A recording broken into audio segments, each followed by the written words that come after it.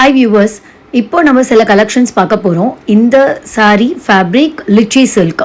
So இது beautiful சாஃப்டான ஒரு சில்க் அண்ட் இந்த சாரீ ரொம்ப ஷைனிங் மெட்டீரியலில் ஒரு different colour combination like red and blue, deal blue colour and ரொம்ப ஒரு பியூட்டிஃபுல் சாரீ. அண்ட் இந்த சாரீ பாக்ஸோடு உங்களுக்கு வந்துடும்.